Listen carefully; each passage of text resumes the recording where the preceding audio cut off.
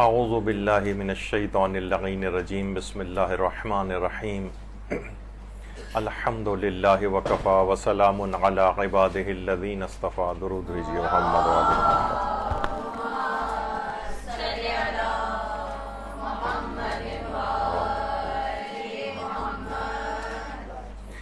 غیبت کے تباہ کن گناہ سے خود کو بچانے کے طریقوں کے سلسلے کا درس نمبر 4۔ دیکھیے اتنی اہمیت ہے اس گناہ کی، اس میں اتنی تفصیل میں جانے کی ضرورت ہمیں کیوں پیش آ رہی ہے کہ یہ بہت زیادہ مورد ابتلا مسئلہ ہے۔ میرے خیال ہے روزانہ جو سب سے زیادہ جس گناہ کے اندر ہم لوگ مبتلا ہوتے ہیں ان میں سر فہرست غیبت کا گناہ ہے، تو اس کے اوپر زیادہ توجہ دینے کی ضرورت ہے۔ اس سے زیادہ سرسری طریقے سے گزرنا نہیں ہے، ورنہ ہم یہ سارے جتنی بھی چیزیں ہیں بہت ہی اختصار کے ساتھ ایک درس میں بھی بیان کر سکتے تھے، لیکن شاید اس کا امپیکٹ وہ نہیں ہوتا کہ کیونکہ ہمیں اس کی اثر پذیری بھی پیدا کرنی ہے، اس کے اندر بہت سی چیزیں بیان کرنی ہیں، اس سے ملحق مسائل کو بھی ڈسکس کرنا ہے، تو اس وجہ سے اس کی تفصیل میں زیادہ جا رہے ہیں۔ دیکھیے سب سے زیادہ اہم چیز تو یہی ہے کہ انسان رسول خدا صلی اللہ علیہ وآلہ وسلم اللہم صلی علی محمد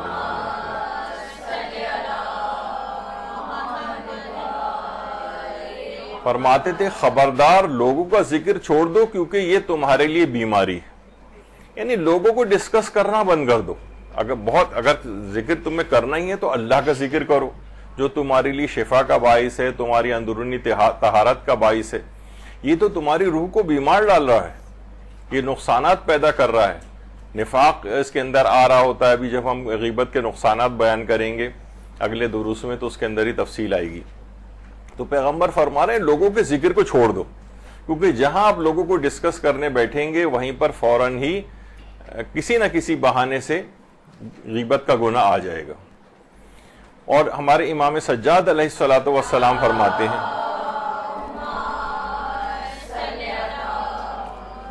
فرماتے ہیں کہ مومن خاموش رہتا ہے تاکہ بچا رہے اور گفتگو کرتا ہے تاکہ اس سے دوسروں کو فائدہ ہو۔ یعنی جتنا آپ خاموشی اختیار کریں گی، غیر ضروری نہیں بولیں گی، کیونکہ آپ نے دیکھا ہے کہ کتنا زیادہ انسان فوراً بولنے کی فکر میں ہوتا ہے، فوراً کسی پہ جملہ کس دیتا ہے۔ میں نے آیت اللہ فاطمی نیا کا ایک دفعہ حوالہ دیا تھا پچھلے کچھ دروس میں، تو وہ فرماتے تھے کہ انسان کو حاضر جواب نہیں ہونا چاہیے، یعنی ادھر کسی نے جملہ کہا اور ادھر آپ نے کھٹ سے جواب دیا، چاہے محفل بڑی زعفران زار بن گئی اور لوگ ہنسنے لگے اور بڑا آپ ہر جگہ بڑے بزلہ سنج مشہور ہیں اور بہت کہ بڑی فنی قسم کی خاتون ہیں، ہر وقت ایسے جملے بولتی ہیں۔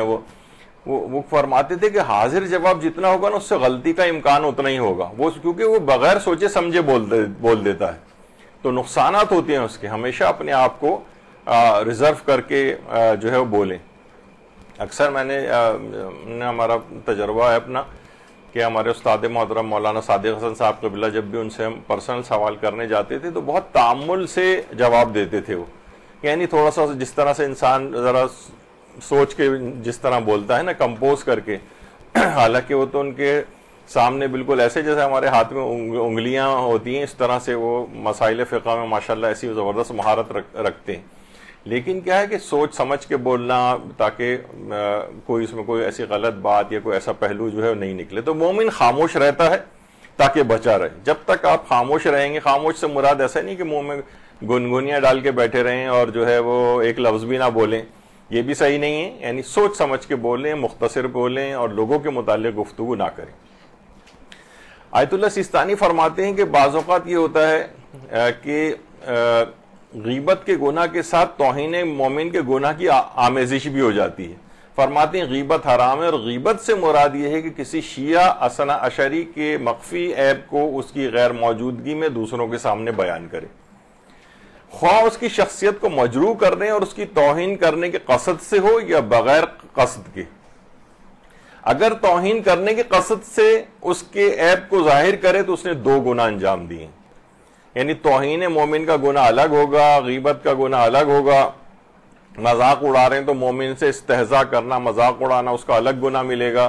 یعنی بعض اوقات یہ جو گناہ ہے نا غیبت کا، یہ بہت سارے گناہوں کی آمیزش کے ساتھ ہوتا ہے، تو اس کی سنگینی جو ہے نا ملٹیپلائی ہوتی، یعنی فقط ہی ایک گناہ نہیں رہ پاتا، یہ بہت زیادہ پھر آگے بڑھ کر پھیلتا چلا جاتا ہے، اپنے دامن میں بہت سارے گناہوں کو سمیٹے ہوئے۔ پچھلی مرتبہ ہم نے جائز غیبتوں کی اقسام بیان کرنی شروع کی تھی، اور اس میں یہ آیا تھا کہ غیبت مومن صرف حرام ہے اور غیر مومن کی غیبت جائز ہے، اختلاف مراجع کے ساتھ بیان کیا تھا۔ پھر کافر کی غیبت کا مسئلہ بیان ہوا تھا، جس میں اکثریتی مراجع یہ فرماتے ہیں کہ کافر کی غیبت کی اجازت ہے، اور کچھ علماء نے کہا ہے کہ کافر ذمی کی غیبت سے احتراز کیا جائے، وہ بھی پچھلی دفعہ آیا تھا۔ نابالغ بچے کی غیبت کے مسئلے بیان ہوئے تھے، اس میں ممیز اور غیر ممیز کا ایک فرق آیا تھا، اور اس کے بعد پھر پاگل یا سخت نفسیاتی مریض کے متعلق بھی ہماری گفتگو پچھلی مرتبہ آئی تھی۔ اب اس کو تو دہرانا نہیں ہے، اب اس سے آگے جاتے ہیں۔ غیبت کی اگلی جو جائز قسم ہے وہ ہے مظلوم کے لیے ظالم کی غیبت کرنا، مظلوم کے لیے ظالم کی غیبت کرنا۔ یہ وہ مقام ہے غیبت کے جائز ہونے کا جس کا ذکر قرآن کے اندر آیا ہے کہ لا يحب اللہ الجہر بالسوء من القول الا من ظلم۔ اللہ اس بات کو پسند نہیں کرتا کہ علی اعلان کسی کو برا کہا جائے سوائے اس کے کہ کوئی شخص مظلوم ہو، یعنی مظلوم کو صرف اس بات کی اجازت ہے کہ وہ ظالم کی علی اعلان غیبت کر سکتا ہے، اس کو برا کہہ سکتا ہے، یعنی یہ صرف مظلوم کو اس بات کی اجازت ہے، یعنی اس کا جواز کا حکم تو خود قرآن کے اندر آیا ہے۔ اچھا، اب ایک چیز آتی ہے کہ ظلم کس کو کہتے ہیں۔ دیکھیے ظلم ابھی آگے چل کے اس کی تفصیل آئے گی۔ ویسے آیت اللہ دست غیب شیرازی سے منسوب جو کتاب ہے، منسوب ان معنوں میں کہ آیت اللہ دست غیب شیرازی کی ہاتھ کی اپنی لکھی ہوئی کتابیں وہ الگ ہیں، اور ان کی جو تقاریر کا مجموعہ ہے جو وہ لوگوں نے لکھ کر کمپائل کیا ہے وہ الگ ہے۔ تو مظالم آیت اللہ دست غیب شیرازی کی تقاریر کے اقتباسات کو جمع کیا گیا ہے اور اس کو شائع کیا گیا، اور اس کا اردو ترجمہ بھی ہو چکا ہے، اور بہت بہترین کتاب ہے، ہر شخص کے پاس ہونی چاہیے۔ اس میں انہوں نے جو لوگ ایک دوسرے کے اوپر ظلم کرتے ہیں اس کی بہت ساری چیزیں بیان کی ہیں۔ خیر، لیکن وہ والے ان مظالم کی طرف نہیں جائیں گے جو کہ آغا شیرازی نے بیان کی ہیں، دست غیب شیرازی نے۔ انہوں نے تو یہاں تک کہا ہے کہ بھئی دیکھیں، مظالم میں یہ بھی شامل ہے کہ آپ نا بہت سے لوگوں سے کچھ ایسے سوالات کرتے ہیں جو کہ آپ کو نہیں کرنے چاہیے، آپ ان کے اوپر ظلم کرتے ہیں ایسے سوالات کر کے۔ مثلا کوئی شخص کہیں سے آ رہا ہے، آپ اس سے پوچھتے ہیں ارے سنائیے آپ کہاں سے آ رہی ہیں، تو وہ فرماتے ہیں کہ ممکن ہے کہ وہ بتانا نہیں چاہ رہی ہو کہ وہ کہاں سے آ رہی ہے۔ یہ کوئی شخص ہے، وہ کہاں سے آ رہا ہے وہ نہیں بتانا چاہ رہا ہے۔ اب دو ہی صورتیں ہوں گی، یا تو وہ جھوٹ بولے گا تو آپ نے اس کو مصیبت میں مبتلا کر دیا سوال پوچھ کے، یا وہ مثلا زیادہ دیندار ہے تو وہ توریہ کرے گا، سوچے گا اچھا کون سے میں ذو معنی جملے استعمال کروں کہ جھوٹ بھی نہ ہو، تو آپ نے اس کو ایک زحمت میں مبتلا کر دیا۔ تو اسی طریقے سے بہت سے ایسے سوالات ہوتے ہیں، گرے ایریاز ہوتے ہیں جس میں لوگ بات کرنا پسند نہیں کرتے۔ اور سنائیے آپ کی بیٹی جس کو طلاق ہو گئی تو اس کی دوبارہ شادی ہوئی یا نہیں ہوئی، اور فلاں جو ہے وہ، یعنی کچھ ایسی باتیں ہیں جس پہ لوگ ڈسکشن کرنا پسند نہیں کر رہے ہیں، لیکن آپ جو ہے وہ لوگ اس کے اندر گھستے ہیں۔ تو کیا ہوتا ہے کہ پھر وہ بہت سی چیزیں نہیں ظاہر کرنا چاہتے تو جھوٹ بولنا پڑتا ہے، ان کو توریہ کرنا پڑتا ہے، بہت سارے چیزیں ہوتی ہیں۔ تو مظالم کی ایک کیٹیگری تو یہ ہے، وہ اس سے قطع نظر ہو گئی۔ لیکن جو اور مظالم ہیں دنیا کے اندر واقعتاً ہو رہے ہیں، کس قدر، اب ہم جگہوں کے نام لیتے ہیں تو یہ لوگ اس تک کے اوپر پابندی لگاتے ہیں، چینل کو بلاک کرتے ہیں، اس کی ریچ کو کم کر دیتے ہیں، لیکن سب پوری دنیا کو پتہ ہے کہ کہاں پر شدید ترین مظالم ہو رہے ہیں، اور ظالم ریاستیں کس طریقے سے مظلوموں کے اوپر جو ہے وہ حملے کر رہی ہیں۔ تو ایسے ظالموں کی نہ صرف یہ کہ غیبت کی اجازت ہے بلکہ بہت سی جہتوں سے اجازت ہے، کافر ہونے کے لحاظ سے بھی اجازت ہے، ظالم ہونے کے لحاظ سے بھی اجازت ہے۔ اور کس قدر یعنی ظلم و بربریت کا جو ہے وہ بازار ان لوگوں نے گرم کیا ہوا ہے، تو ممکن ہی نہیں ہے کہ جو ہے ان کی غیبت کی اجازت نہ ملے۔ تو بہرحال ظالم کی غیبت کرنے کی اجازت ہے۔ اچھا، اب ظالم کی غیبت یا شکایت ہم کس سے کریں؟ مثلا ہم پر کسی نے ظلم کر دیا تو کیا ہمیں اجازت ہے کہ پوری سب دنیا کے لوگوں کو اس بات کی اطلاع کریں؟ مثلا ہم دیکھتے ہیں کہ جناب کسی کے اوپر کوئی ایسا چیز ہوئی تو لوگ واٹس ایپ کا پورا ایک میسج بنا کے اس کو وائرل کر دیتے ہیں، دیکھیے مجھ پہ یہ ہوا اور میں فلاں کی جو ہے وہ بہو ہوں یا فلاں ہوں اور میرے ساتھ میرے سسرال والوں نے یہ کیا، اور اس کا پورا یا واٹس ایپ کے اوپر یا مثلا فیس بک کی سٹوری بنا کے جو ہے اس طرح سے کرنا. تو اس میں یہ کہ ظالم کی غیبت کی شکایت فقط اس شخص سے کی جا سکتی ہے کہ جو اس ظلم کو ختم کروا سکتا ہو. ظالم کی شکایت یا ظالم کی غیبت ان افراد سے کی جا سکتی ہے جو اس ظلم کو ختم کروا سکتے ہوں, جن کا کوئی رول نہیں ہے. وہ تو بس ایک کہانی سنیں گے, مزے لیں گے اس پوری سٹوری سے, اور ان کا کوئی رول ہی نہیں ہے, نہ وہ اس کو رکوا سکتے ہیں. تو ایسے افراد سے ان کی ظالم کی غیبت کی اجازت نہیں ہے. مثلا ابھی میں گھریلو سیٹنگز اور ایک عام مومن کے لحاظ سے بات کر رہا ہوں, جو بڑے ظالمین ہیں ان کی تو ویسے ہی اجازت ہے. تو آیت اللہ سیستانی فرماتے ہیں کہ احتیاط واجب یہ ہے کہ ظالم کی غیبت فقط ان افراد سے کی جا سکتی ہے کہ جو ظلم کو ختم کرنے میں مددگار ثابت ہو سکیں. جن سے آپ مدد لینے جا رہی ہوں, جو ظلم کو رکوا سکتے ہیں, آپ صرف ان سے غیبت کر سکتی ہیں احتیاط واجب کی بنا پر. اچھا, اب کیا ہوتا ہے کہ یہ نہیں کر سکتے کہ مثلا جو سسرال والے ہیں کسی کے, مثلا کسی کا شوہر اگر جو ہے وہ کر رہا ہے اس کے اوپر ظلم, تو عام طور پر یہ آ کر اپنی ساس کی بھی جو ہے وہ غیبت کر رہی ہوتی ہیں اور افراد کی بھی غیبت کر رہی ہوتی ہیں. یعنی یا یہ کہ تمام افراد کو جو ہے بات بتا رہی ہوتی ہیں, تو ہر ایک کو بھی نہیں بتا سکتے ہیں یہ چیز, اور صرف ان افراد کو بتا سکتے ہیں. مثلا یہ اپنے سسر کے پاس چلی جائے, اپنے والد کے پاس آ جائے اور دیکھیں کہ شوہر مجھے جو مثلا مارتا ہے یا مجھے اور مجھ پر اس طرح کے ظلم کرتا ہے, تو صرف یہ پورے خاندان کو نہیں بتانا ہے اس نے. آغا سیستانی فرماتے ہیں احتیاط واجب یہ ہے کہ سب کو نہیں بتا سکتی یہ بات, اور صرف ان افراد کو بتا سکتی جو ہیلپ فل ہوں, جو اس گناہ کو رکوا سکتے ہوں. مثلا اس کا سسر رکوا سکتا ہے, اس کا جیٹ رکوا سکتا ہے, شوہر کے کچھ ایسے خاص دوست ہیں جن کا انفلوئنس شوہر کے اوپر ہے, وہ رکوا سکتے ہیں. کہ ان کے پاس جا کر شکایت لگا سکتی ہے اور غیبت کر سکتی ہے, لیکن ہر کس و ناکس کے پاس نہیں جا سکتی. البتہ مرحوم آیت اللہ خوئی یہ فرماتے تھے کہ ظالم کی غیبت ہر ایک کے سامنے کی جا سکتی ہے, البتہ احتیاط مستحب یہ ہے کہ ایسے افراد کے سامنے کریں کہ جو کہ اس گناہ کو رکوا سکتے ہوں. یہ آغا خوئی کا تھا, لیکن آغا سیستانی نے احتیاط واجب لگائی ہے. اسی طریقے سے دیکھیے, ہر اس شخص کے پاس جانا بعض اوقات یہ ہوتا تھا کہ اتمام حجت کے طور پر بھی جو فدق ہے, اچھا لوگ اسے فدق پڑھتے ہیں, اصل اس کا پروننسیشن ہے فدق, یعنی فے کے اوپر بھی زبر ہے, دال کے اوپر بھی زبر ہے. تو حضرت زہرا سلام اللہ علیہ, اللہم صلی علی محمد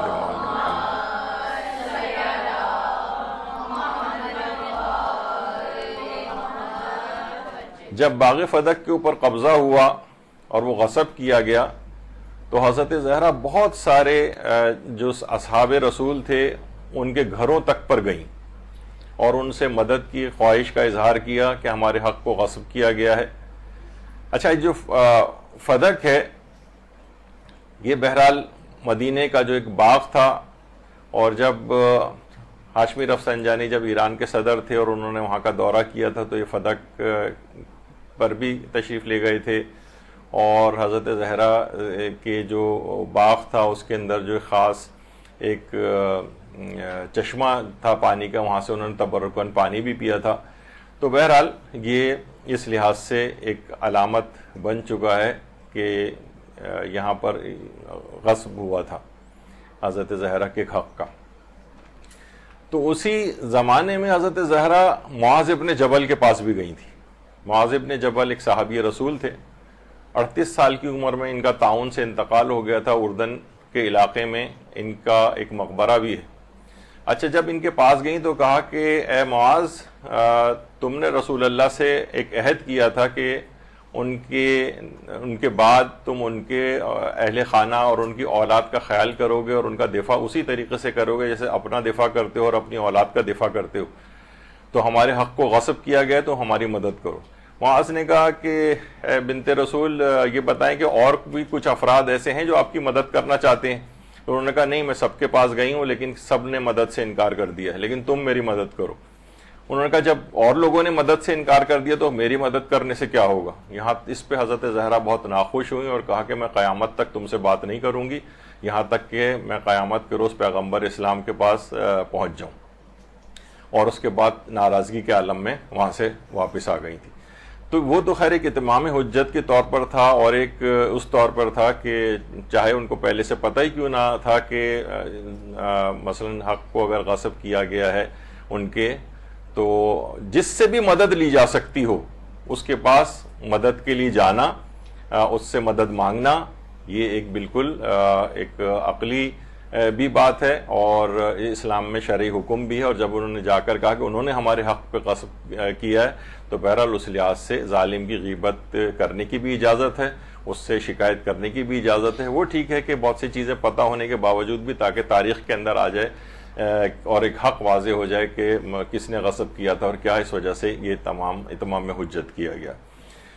اچھا، اب یہ بہرحال اردن میں ان کی قبر بھی۔ ہاں، ایک بات اس میں بس اور بیان کر دوں کہ جب بالکل ان کا آخری وقت معاذ کا جو ہے وہ قریب آیا تھا، تو بہت زیادہ طاعون کے مرض میں مبتلا ہو گئے تھے۔ ان کا جو اپنا داماد تھا، اس سے روایت ہے، کتاب سلیم ابن قیس کے اندر بھی یہ روایت موجود ہے، وہ بار بار کہتے تھے ویل لی ویل لی، تباہی و بربادی ہو میرے لیے، تباہی و بربادی ہو میرے لیے۔ تو ان کے داماد نے سوچا کہ پتہ نہیں، ظاہر مرض موت ہے، مریض جو اول فول بکتا ہے اس کے اندر، تو ممکن ہے یہ ہذیان کی کیفیت ہو۔ تو انہوں نے کہا نہیں، میں ہذیان نہیں کہہ رہا ہوں، بلکہ اس وقت میرے سامنے رسول اللہ اور مولا علی آئے ہوئے ہیں۔ اللہم صلی علی محمد وآل محمد۔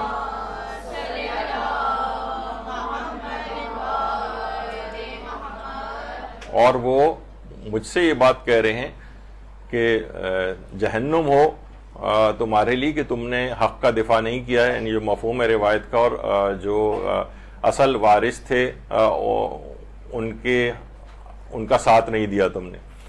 تو بہرحال یہاں تک کہ اسی میں ہی پھر ان کا جو ہے اس کا افسوس کا اظہار کرتے رہے، اور تباہی و بربادی ہو میرے لیے، اور اس طرح سے کہتے ہوئے اس دنیا سے گئے۔ تو بہرحال یہ کہ جو اصل بات تھی اس کے اندر وہ یہ تھی کہ جس کسی سے بھی ظالم کے سلسلے میں مدد مانگی جا سکے اس کے پاس جانا چاہیے، سیرت اہل بیت بھی، یعنی ظلم رکوانے کے لیے متعلقہ افراد سے غیبت، لیکن اور دنیا کے جتنے بھی افراد ہیں ان سے غیبت احتیاط واجب کے طور پر نہیں لی جا سکتی۔ یا مثلا دیکھیں، کسی نے ہو سکتا ہے کوئی کہہ کہ جناب فلاں نے میرے مکان کے اوپر قبضہ کر لیا، قبضہ مافیاز ہوتے ہیں، اس طرح کے غنڈے بدماش ہوتے ہیں، ان سے ایک عام آدمی تو نہیں نمٹ سکتا، تو کس کے پاس جا کے حق مل سکتا ہے؟ مثلا پولیس کے پاس جانے سے، عدالت کے پاس جانے سے۔ البتہ وہاں جا کے اور مسائل کھڑے ہو جاتے ہیں، رشوتوں کے بازار، یہ وہ سب چیزیں ہوتی ہیں، لیکن بہرحال اگر کوئی انسان پولیس کے پاس بھی جا کر مدد لیتا ہے، ہر کوئی وہ شخص کہ جو کہ اس ظلم کو رکوانے میں اس سے مددگار ہو سکے، اس سے مدد لی جاتی ہے، اس میں پولیس بھی آ جاتی ہے۔ بعض اوقات یہ بھی ہوتا ہے کہ مثلا عورت ہے، اس کے ساتھ وہ مار پیٹ کر رہا ہے، فزیکل ایبیوز ہو رہا ہے اس کے ساتھ، تو یہ مار پیٹ والی جو چیزیں ہیں، یہ ویسے ایک چیز ہے کہ اس کو ایک دفعہ بھی برداشت نہیں کرنا چاہیے۔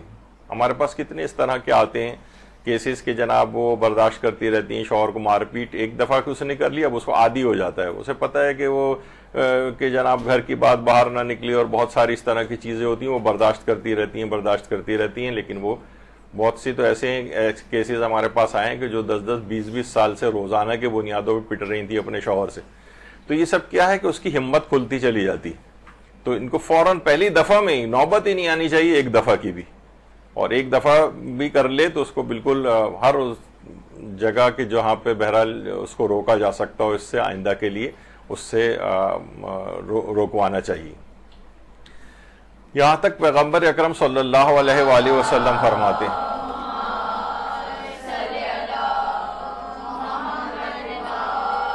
کہ جو شخص بھی اپنی بیوی کے منہ پر تھپڑ مارے گا، اللہ دوزخ کے مالک فرشتے کو حکم دے گا کہ دوزخ میں اس کے منہ پر 70 تھپڑ مارے، اور جو مرد کسی عورت کے بالوں کو ہاتھ لگائے، یعنی کھینچے، یعنی اذیت پہنچانے کے لیے اس کے بالوں کو کھینچے، تو دوزخ میں اس کے ہاتھوں میں آتشی کیلیں ٹھوکی جائیں گی۔ یہ روایتوں کے اندر آئے، مذاق انہوں نے سمجھا ہوا ہے مرد حضرات نے کہ ایسی ہاتھ چھوڑ قسم کے ہیں، اور یہ افراد زیادہ تر اس قسم کے ہوتے ہیں، یہ باہر بڑے بزدل ہوتے ہیں، یہ سارے اپنی مردانگی اور وہ جو بہادری ہے صرف اپنے کمزور افراد کے اوپر جو ہے وہ دکھاتے ہیں۔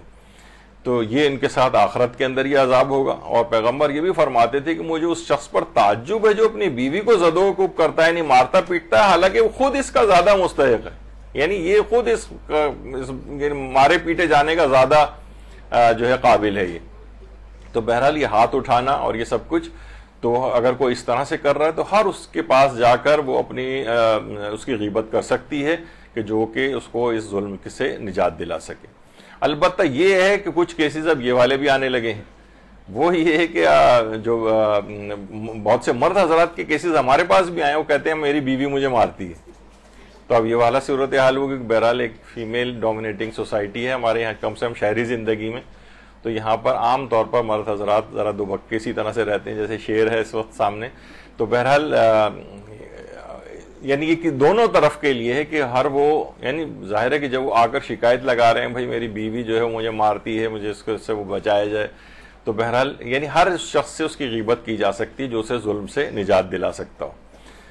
اچھا، جب یہ طلاقوں وغیرہ کے معاملات ہوتے ہیں تو بعض اوقات یہ ہوتا ہے کہ وربل ایبیوز بھی ہوتا ہے. مثلا گالیاں بکنا یہ بھی ظلم کے اندر آتا ہے. اور یا مثلا یا طلاق کے لیے کبھی ایک ویلڈ ریزن یہ بھی بن سکتی ہے. یعنی صرف یہ نہیں کہ بس وہ کوئی شخص مارتا پیٹتا ہے یا نان و نفقہ نہیں دیتا یا ازدواجی امور کے لحاظ سے بس اس کی وہ ہے کوئی مسئلہ. وربل ایبیوز کے اندر بھی یعنی کہ بہت زیادہ بہت سی خواتین کے کیسز اس طرح کے آتے ہیں، وہ کہتے ہیں شوہر مستقل گالیاں دیتا ہے. بلکہ ہمارے پاس تو ایک یہاں پنجاب سے خاتون کا فون بھی آیا تھا، تو انہوں نے کہا کہ بھئی یہاں تو اس قسم کی صورتحال ہے کہ ہم نے ایک مولانا صاحب کو فون کیا کہ میرا شوہر مجھے بہت گالیاں دیتا ہے. تو انہوں نے کہا یہ تو کوئی خاص بات نہیں ہے، تو میں بھی اپنی بیوی کو دیتا ہوں. تو اس قسم کے افراد جو ہے نا یعنی یہ اس کے اندر آتا ہے کہ وربل ایبیوز یعنی گالیاں وغیرہ دینا، یا بہت سے ہر وقت تان و تشنی کرنا، ہر وقت طنز اس پہ، اس کے خاندان والوں پہ ہر وقت ان کو برا بھلا کہنا. یہ سب بھی چیزیں جو ہے نا اس میں آتی ہیں اور ایک طلاقوں کے معاملات کے اندر بعض اوقات ایک ویلڈ ریزن بنتی ہیں. صرف یہ نہیں کہ صرف وہ کھانا پینا دے رہا ہے یا مثلا رہائش اس نے دی ہوئی ہے، لیکن باقی اس طرح کی چیزیں کر مار پیٹ نہیں رہا لیکن زبان سے اس کو نشتر پہنچا رہا ہے مستقل. تو یہ بھی ایک طرح کی صورتحال اس میں آ سکتی ہے اس کے پاس. اچھا، اسی طریقے سے عدالتوں یہاں یہ بھی چیز آ جائے کہ لوگ کہتے ہیں بھائی ہم کہیں سے بھی جا کر، اس کا مطلب یہ ہے کہ ہم عدالت کے پاس پہنچ گئے کہ فلاں ہمارا شخص ہمیں مارتا ہے، وہ کرتا ہے، تو عدالت یک طرفہ طور پر وہ ڈگری جاری کر دیتی ہے، جناب یہ طلاق دے دیتی ہے اس کو. عدالت کے ذریعے دی گئی جو طلاقیں ہیں وہ ہمارے ہاں بالکل بھی ویلڈ نہیں ہیں. اور جو جب صرف اور صرف حاکم شرع کو اس بات کا اختیار ہے کہ وہ صرف یہ طلاق جاری کر سکتا ہے. مثلا یہ آیت اللہ اسحاق فیاض کے دفتر سے جو ہے وہ وہاں سے جواب آیا. ویسے سارے مجتہدین کا یہی ہے کہ فقہ جعفریہ میں عدالتی طلاق کی کوئی شرعی حیثیت نہیں ہے. وہ عورت اب بھی آپ کی زوجیت پر باقی ہے جو سوال ان سے پوچھا گیا تھا. تو یعنی فقہ جعفریہ میں یعنی وہ یہ نہیں کر سکتی کہ بھئی میں عدالت کے اندر چلی جاؤں اور وہ عدالت مجھے اس ظلم سے نجات دلا دے طلاق دلوا کر. یک طرفہ طور پر یہ جو طلاق کا جو سلسلہ ہے جو عدالت پاکستانی عدالتیں یا اور جو ہیں فقہی اعتبار سے اس میں وہ طلاق جاری نہیں ہوتی، وہ خلا شمار نہیں ہوتی. وہ عورت اب بھی اس کی بیوی رہتی ہے. کتنی ہی عورتیں ایسی ہیں جو اس طرح سے طلاقیں لے کر جو ہے وہ یعنی جنہوں نے عدالتوں سے لی ہیں وہ طلاق ویلڈ نہیں ہوتی. اس کا ایک شرعی طریقہ کار ہے اور اس کو کہا جاتا ہے کہ ان کو طلاق ولائی لینا پڑتی. طلاق ولائی یعنی مجتہد یا مجتہد کے کچھ خاص الخاص نمائندے ہیں جن کو اس نے اجازت دی ہوئی ہوتی ہے کہ تم میرے بہاف پر طلاق کا صیغہ جاری کر سکتے ہو. اور وہ بھی بہت ساری شرائط کے ساتھ ہوتا ہے. بہت جلدی بھی یہ مسئلہ نہیں ہوتا. اس کو بلایا جاتا ہے، بار بار بلایا جاتا ہے، تمام چیزیں ہوتی ہیں. پھر بھی طلاق دینے سے انکاری ہو، حق دینے سے انکاری ہو تو پھر کہیں جا کر طلاق کا صیغہ جاری ہوتا ہے. اسے طلاق ولائی کہتے ہیں. اور آیت اللہ سیستانی کا بھی یہی مسئلہ ہے کہ وہ کہتے ہیں کہ طلاق ولائی ہے تو میں جاری کر سکتا ہوں یا پھر میرے کچھ خاص الخاص نمائندے ہیں وہ جاری کر سکتے ہیں. چند ایک ہی ہیں. میں شاید پوری دنیا میں شاید 2 یا 3 سے زیادہ طلاق ولائی آیت اللہ سیستانی کے جو نمائندے ان میں سے شاید 2 یا 3 ہی ہوں جو صرف طلاق ولائی جاری کر سکتے ہیں. جن میں سے ایک آقا مرتضیٰ مہری ہیں جو کویت میں ہوتے ہیں اور صرف ان کے پاس اس بات کی اتھارٹی ہے. ایک کا دکا اور بھی ہے. اور آیت اللہ حافظ بشیر نجفی نے تو ایک جگہ پہ کہا ہے کہ ہم نے پوری دنیا میں طلاق ولائی کے لیے ایک شخص کو بھی اس کی اتھارٹی نہیں دی. یعنی صرف میں جاری کر سکتا ہوں اور کسی کو میں نے اس بات کا اختیار نہیں دیا. یہ اس وجہ سے بیان کرنا ضروری ہے کہ بہت سارے ایسے افراد ہیں کہ جو کہ دعویٰ کرتے ہیں کہ ہمارے پاس آ جائیں اور 2-3 نوٹس ایشو کرتے ہیں، شوہر نہیں آیا تو طلاق ولائی جائے، اپنی طرف سے طلاق جاری کر دیتے ہیں اور کہتے ہیں ہمارے پاس اس بات کی اتھارٹی ہے۔ تو مراجع جو ہیں مستند ان کی طرف سے اس طرح سے نہیں ہوتا ہے، اور جو اتنی جلدی طلاقیں دینا، اور جو کیونکہ اس میں ظاہر ہے پیسے ویسوں کا بھی ایک انٹرسٹ ہوتا ہے، اور طلاق میں نکاح کی نسبت بہت زیادہ پیسے ملتے ہیں اچھے خاصے، تو بہرحال یعنی جو لوگوں سے وہ ڈیمانڈ کرتے ہیں، لوگ بھی پریشان ہوتے ہیں بیچارے، وہ سوچتے ہیں بڑا ٹیکنیکل معاملہ ہے، مولوی حضرات حل کریں گے مثلا۔ تو جو اس طرح کے ہوتے ہیں تو یہ دماغ میں رہے کہ ہر کس و ناقص کے پاس آپ کو نہیں جانا ہے، نہ عدالتوں میں جانا ہے، تھرو پراپر چینل حاکم شرع تک رجوع کرنا ہے، جس کا ایک الگ درس اور الگ تفصیلات ہیں۔ یہ صرف اس وجہ سے بیچ میں بیان کرنا ہے کہ آپ نے کہا کہ غیبت جو ہے وہ کسی کے پاس بھی جا کر اس جو آپ کو آپ کا حق دلوا سکے، آپ کو ظلم سے نجات دلوا سکے، تو ہر ایک کے پاس جا کر اس طرح سے حل نہیں نکالنا ہے غیر شرعی طریقوں سے۔ شرعی حل موجود ہیں، وہی آپ علماء سے دریافت کر کے اور اس کے مطابق جو ہے عمل کرنا ہوتا ہے۔ اور یہاں تک بھی پیغمبر اکرم صلی اللہ علیہ وآلہ وسلم نے فرمایا، فرماتے ہیں کہ یاد رکھو اللہ اور اس کا رسول اس شخص سے بری ہیں جو اپنی بیوی کو اس حد تک ستاتا ہے کہ وہ خلا لینے پر مجبور ہو جاتی، یعنی ایسے افراد کی بھی بڑی شدید مذمت آئی ہے۔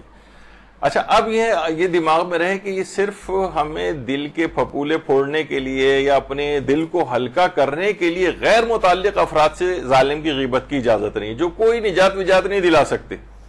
مثلا کوئی وہاں سے آتی ہے اپنے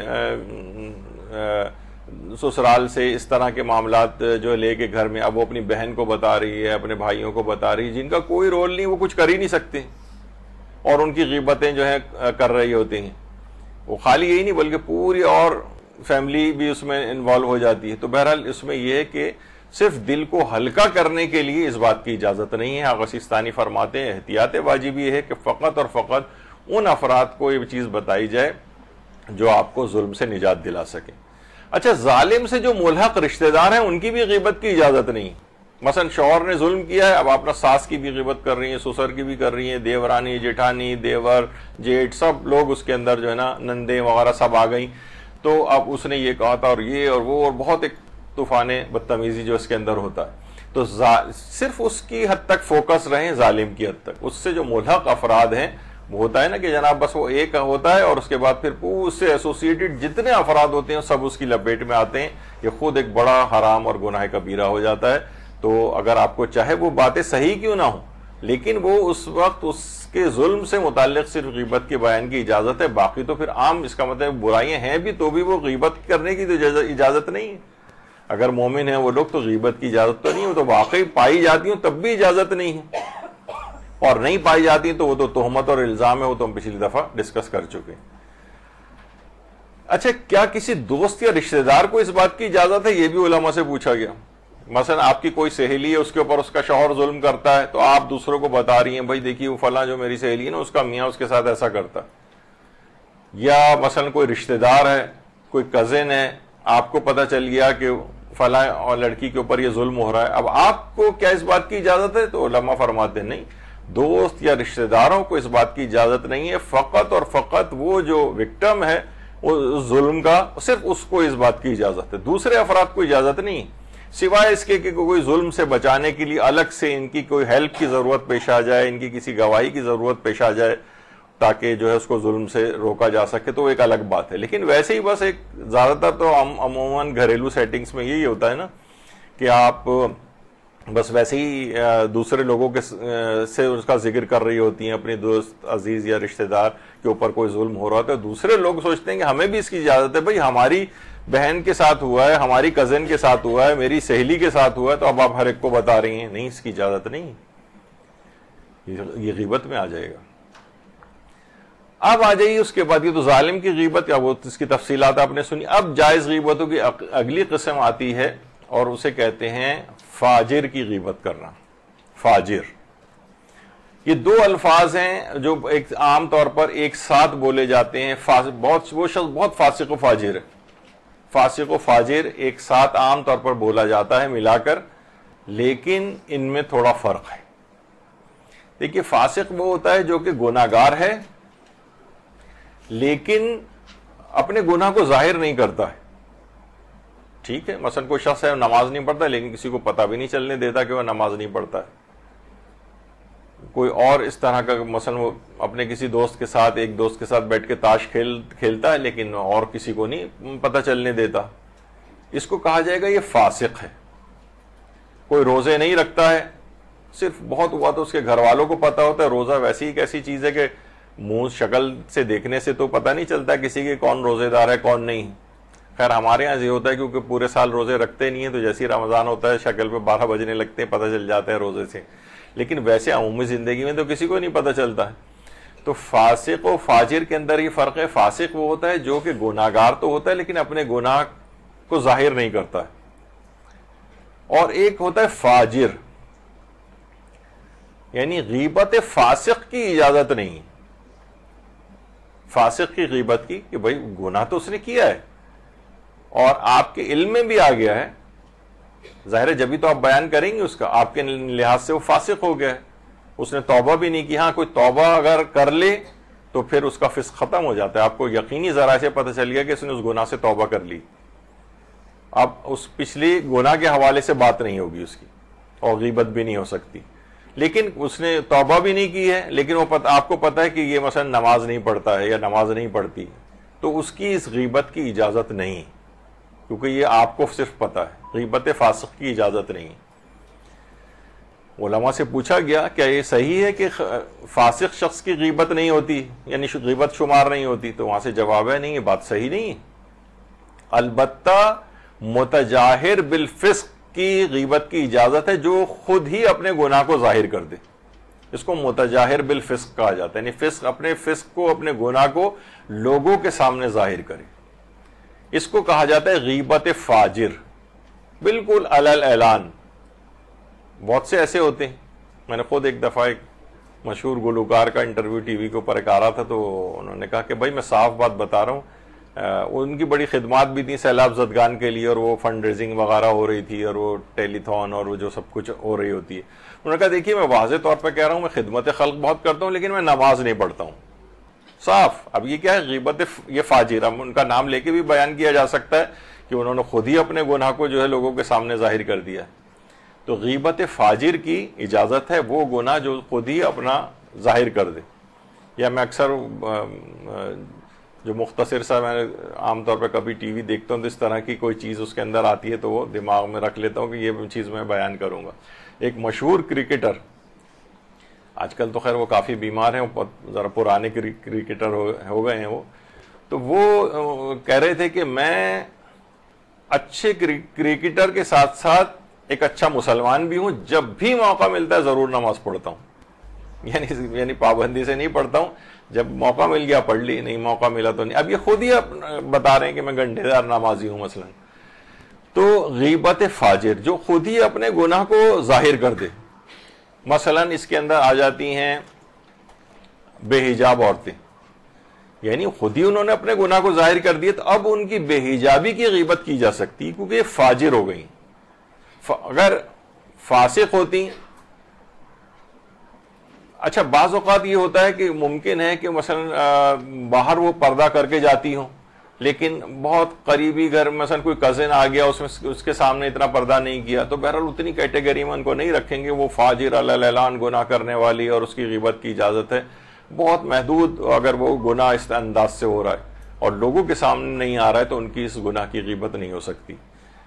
تو بہرحال غیبت فاجر, یہ جسے فاسق معلن کی غیبت یعنی لعین فاسق, اس کی بھی غیبت کی اجازت ہے, جیسے کہ امام حسین علیہ الصلوۃ والسلام.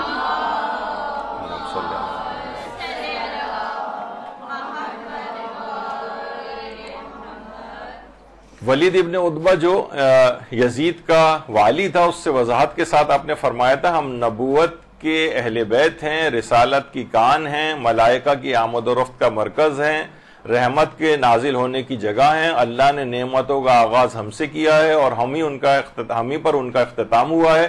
اور یزید فاسق, فاجر, شرابی, نفس محترمہ کا قاتل اور کھلا فسق و فجور کرنے والا ہے. مجھ جیسا اس جیسے کی بیعت نہیں کر سکتا. درود بھیجے محمد و آل محمد.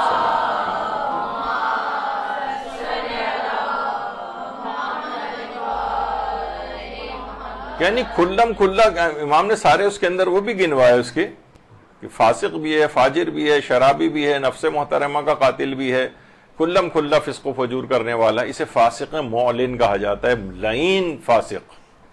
یہ گناہ اس کے چھپے ہوئے بھی ہے، ظاہر، سارے کے سارے ہر چیز سے مرکب ہے یہ. اچھا، چھٹے امام امام جعفر صادق علیہ السلام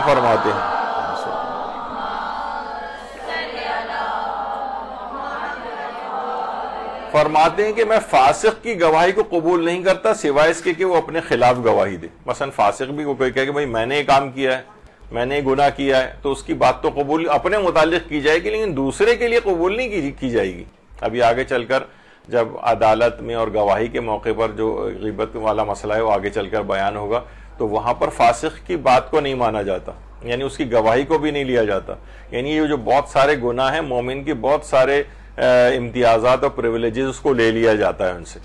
تو فاسق کی غیبت جو ہے اس کی گواہی بھی، یعنی اس سے فاسق سے مراد یہی ہے کہ یہ وہ فاسق معلن ہے یا وہ ہے کہ جو کہ علل اعلان لوگوں کے سامنے اپنے گناہ کو ظاہر کرتا ہے. اور پھر پیغمبر نے یہ جملے بھی ارشاد فرمائے ہیں صلی اللہ علیہ وآلہ وسلم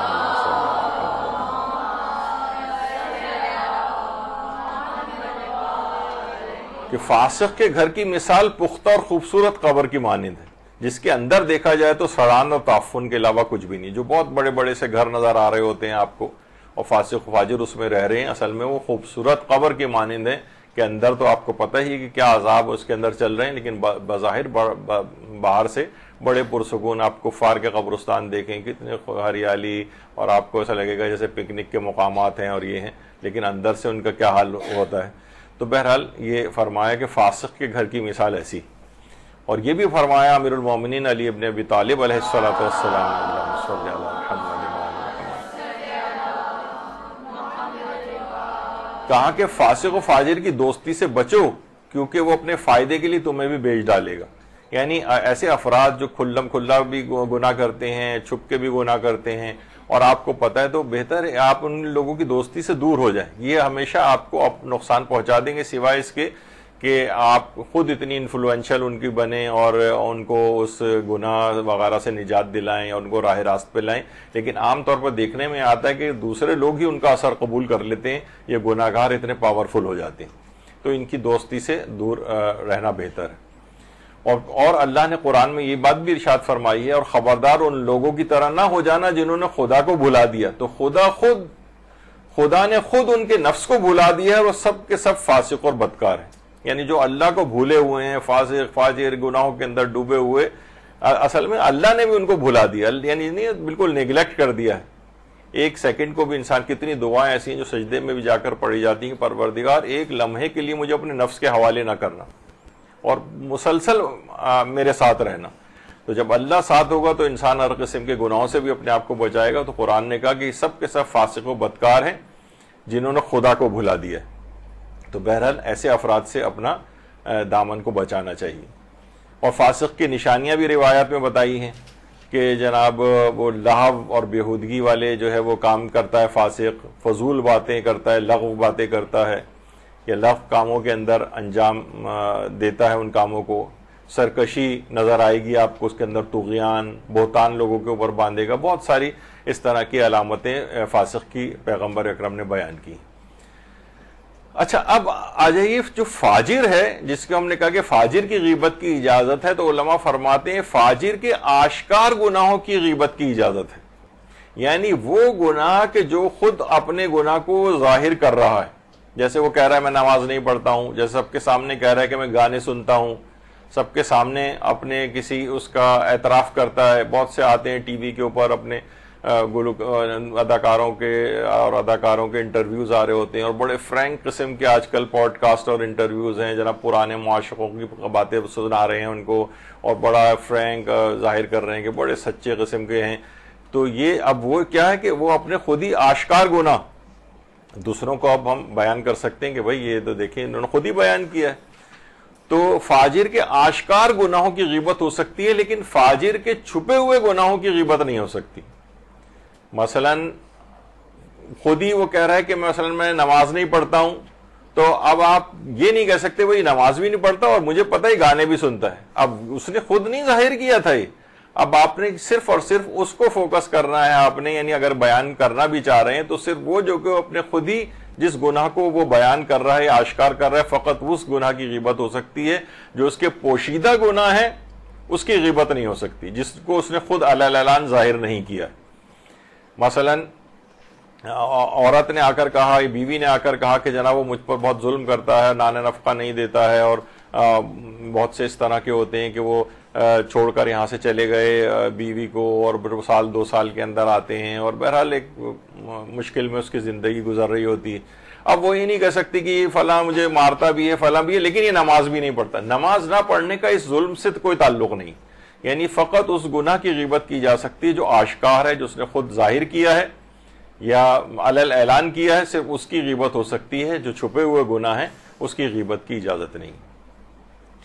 آیت اللہ سیستانی فرماتے ہیں کبھی کبھی ظاہر و آشکار گناہ کو بیان کرنا دوسری جہت سے بھی حرام ہو جاتا ہے. مثلا فرماتے ہیں کہ غیبت میں عیب کا بیان کرنا اس وقت شمار ہوگا جب عیب مخفی ہو. اس بنا پر ظاہر اور آشکار عیب کا بیان کرنا غیبت نہیں، یعنی مخفی اگر عیب ہے بیان کر رہے ہیں تو وہی غیبت ہے. آشکار ہے اس تو خود ہی اس نے بیان کر رہا ہے سب کے سامنے، وہ تو وہ اس کا بیان کرنا غیبت نہیں ہے. فرماتے ہیں لیکن کبھی آشکار عیب کا بیان کرنا دوسری جہت سے حرام ہو جاتا ہے. مثلا جیسے توہین اور مومن کی آبروریزی کرنا اور اسے اذیت پہنچانا یا اس کا مذاق اڑانا، یعنی غیبت کے عنوان سے تو جائز ہے، لیکن آپ نے اس طرح سے اس کے عیب کو بیان کیا کہ اس کی توہین ہو رہی ہے، اس کی تذلیل ہو رہی ہے، لوگ اس کا مذاق اڑا رہے ہیں، تمسخر اڑایا جا رہا ہے، تو یہ دوسری جہت سے حرام ہو رہا ہے. فرماتے ہیں اسی طرح اگر کہنے اور سننے والے اصل عیب کو جانتے ہوں لیکن مزید وضاحت کرنا اس بات کا سبب بنے کہ وہ عیب جو ابھی تک مخفی اور پوشیدہ ہے وہ ظاہر ہو جائے، تو یہ اس جہت سے یہ کام حرام ہو جائے گا. مثلا یہ تو پتہ ہے لوگوں کو، ڈسکس ہو رہا تھا کہ بھئی ہم کتنے دن رہے اس کے گھر میں، ایک دفعہ بھی نماز فجر کو نہیں اٹھے. اب اس پہ اتنا ڈسکشن ہو رہا ہے کہ بات یہاں تک پہنچ گئی کہ نہیں خالی فجر ہی نہیں اور نمازیں بھی اس طرح سے قضا کرتے تھے. اب کیا ہے، یعنی اس آشکار جو کچھ لوگوں کے لیے عیب تھا اس پہ اتنا ڈسکس کیا کہ اس کے مخفی عیب بھی بیان ہو گئے، تو یہاں پر یہ حرام ہو جائے گا. آپ نے دیکھا کتنی باریکیاں آیت اللہ سیستانی نے توضیح المسائل جامع کے اندر اس کو اور کھول کے بیان کیا. تو یہ گناہ اس قدر ڈائمنشنز لیے ہوئے ہے کہ اس کو اتنے سرسری سا بہت سے لوگ اعتراض کرتے ہیں بھائی آپ اتنی تفصیل میں جا رہے ہیں، تو یہ بھائی کیا کریں، تفصیل ہے ہی اور مورد ابتلا مسئلہ ہے. کیسے اس سے کو پیچھا چھوڑا کے اور انتہائی اختصار، اور ویسے بھی کون سا کوئی سائنسی ایجاد کرنی ہے، کوئی راکٹ میں بیٹھ کے ہمیں جو ہے وہ چاند کے سفر پہ جانا ہے، کرائے کی سائیکل جلدی واپس کرنی ہے. اب کیا ہے مسئلہ، یعنی آپ کو تھوڑا ٹائم لگائیے نا اس کے اندر. تو بہرحال یہ گناہ ایسے ہیں کہ اس سے اپنے آپ کو بچانے کے لیے ضروری ہے کہ ان کے متعلق مکمل معلومات رکھی جائیں. تو بے حجاب خواتین، ہم نے کہا کہ اگر کوئی عورت حجاب نہیں کر رہی ہے یا اپنے آپ کو اس طرح سے اس نے آشکار کیا ہوا ہے، تو اس بے حجابی کی غیبت ہو سکتی، بے حجابی کی غیبت ہو سکتی. اور فاجر کے مخفی گناہوں کی غیبت نہیں ہو سکتی، فاجر کے فقط آشکار گناہوں کی غیبت ہو سکتی. آیت اللہ سیستانی فرماتے ہیں کہ جو شخص کھلے عام گناہ کرے اور توبہ بھی نہ کرے تو اس کے کھلم کھلا کیے جانے والے گناہ کو دوسروں سے بیان کیا جا سکتا ہے، لیکن مخفی گناہوں کو بیان نہیں کیا جا سکتا. اس میں آپ کو دیکھنا پڑے گا یہ والا گناہ یہ تو سب کے، کیونکہ اگر سبھی کو پتا ہے بالکل کھلم کھلا، جیسے ابھی خیر داڑھی اگر کسی کوئی شخص مونڈتا ہے بھی، اس کا بھی آگے چل کر آگے آئے گا مسئلہ.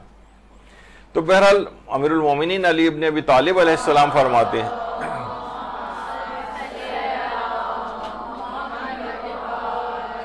کہ مومن وہ ہوتا ہے جو اپنے دین کو اپنی دنیا کے ذریعے بچاتا ہے، مثلا پیسہ خرچ کر کے بچاتا ہے، اور اس کی الگ ایک تفصیل. اور فاجر وہ ہوتا ہے جو اپنی دنیا کو اپنے دین کے ذریعے بچاتا ہے.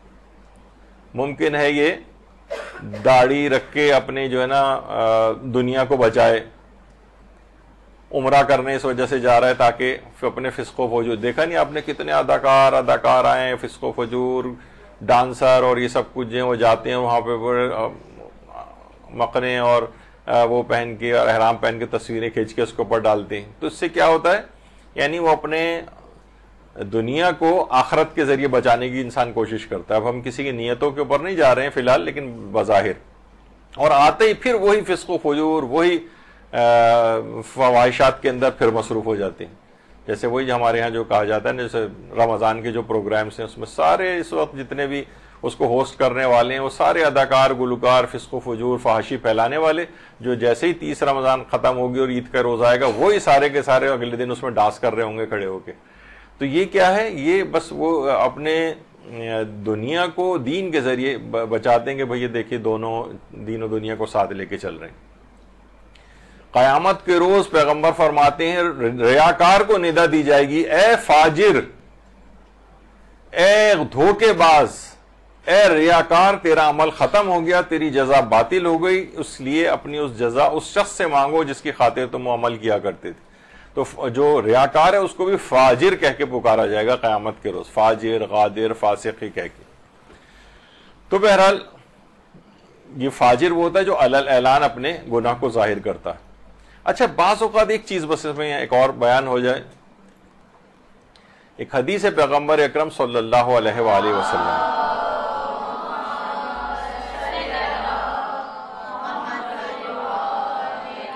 کہ ان اللہ لیؤید ھذا الدین بالرجل الفاجر, بالرجل الفاجر, اللہ بے شک اللہ جو ہے اپنے دین کی تائید کبھی کبھار فاجر افراد کے ذریعے بھی کر دیتا ہے. کتنا ہوتا ہے کہ بھئی دیکھیے آپ لوگ فلاں ان کو برا کہتے ہیں, صدام تھا اس نے تو روزے کے اوپر مثلا سونا چڑھایا تھا, اور دیکھیے وہ ٹی وی پر اتنا پیش کیا جاتا ہے کہ وہ دیکھیے جو حرمین میں ہیں خادم, وہ کتنا صفائی ستھرائی کا انتظام انہوں نے کیا ہوا ہے, یا اور اس طرح سے کہ وہ فلاں ہے اس نے حجاج بن یوسف اس نے جو ہے قرآن پہ اعراب لگوائے تھے. یعنی اس طرح کی جو فاجر افراد کی بہت ساری ایسی چیزیں لوگ پیش کرتے ہیں کہ دیکھیے انہوں نے بھی تو یہ اچھا نیک عمل کیا تھا. تو پیغمبر فرماتے ہیں کہ بعض اوقات اللہ اپنے دین کی مدد فاجروں کے ہاتھوں سے بھی کروا دیتا ہے, یعنی ان کے ذریعے بھی. ملتا ہے روایات کے اندر کہ قزمان نام کا ایک شخص تھا جو پیغمبر کے ساتھ جنگ احد میں بھی آ کر شریک ہوا تھا, اور 7-8 مشرکین کو اس نے قتل بھی کیا تھا. لیکن پیغمبر نے کہا وہ دوزخیوں میں سے, پیغمبر کے ساتھ آ کر جنگ احد میں لڑا ہے, مشرکین کو اس نے جو ہے وہ قتل بھی کیا ہے, اس لحاظ سے پیغمبر اور لشکر اسلام کی مدد کی, لیکن پیغمبر نے کہا دوزخیوں میں سے. جب وہ زخمی ہو کر جو گر پڑا تو ایک صحابی نے آ کر کہا کہ اے قزمان تم کو جنت مبارک ہو. اس نے کہا کون سی مبارک بات دیتے ہو, میں نے کون سا ایمان اور اسلام کے لیے جنگ لڑی ہے, میں نے تو اپنے قبیلے کی حمیت اور غیرت کے لیے جنگ لڑی ہے کہ جب یہ دوسرے قبیلے کے لوگ آئیں گے اور ہماری زمینوں کو کچلیں گے اپنے گھوڑوں کے سوموں تلے, تو مجھے غیرت آئی, میں نے ایمان اور اسلام کے لیے نہیں جنگ کی ہے.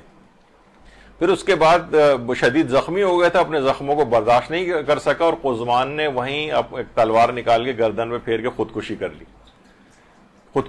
پیغمبر نے اس کے بعد یہ جملے ارشاد فرمائے کہ ان اللہ لا یؤید ھذا الدین بالرجل الفاجر, بعض اوقات اللہ اپنے دین کی مدد فاجروں کے ہاتھوں سے بھی کر دیتا ہے. یعنی اگر اس نے کارنامہ انجام دیا کہ 7-8 مشرکین کو قتل کیا, لیکن اس کے باوجود یہ دوزخیوں میں سے. تو ان چیزوں سے دھوکہ نہیں کھانا چاہیے کہ بعض اوقات کہ کسی اداکار اور اداکارہ کو عمرہ کر کے آ گئیں تو آپ اس کو بڑا نیک سمجھنے لگیں, اور فلاں اس طرح کی چیزیں جو اس کے بعد فسق و فجور فحاشی ہو ویسی پھیلا رہے ہوں. کوئی ذرا سونا لگا دے, کوئی ذرا سا اس کا اظہار کر دے تو لوگ فوراً جو ہے اس کی دینداری کے گن گانے لگتے ہیں. خیر, تو فاجر کے ضمن میں یہ بات آئی کہ فاجر وہ ہوتا ہے جو علل اعلان اپنے گناہ کو ظاہر کرے.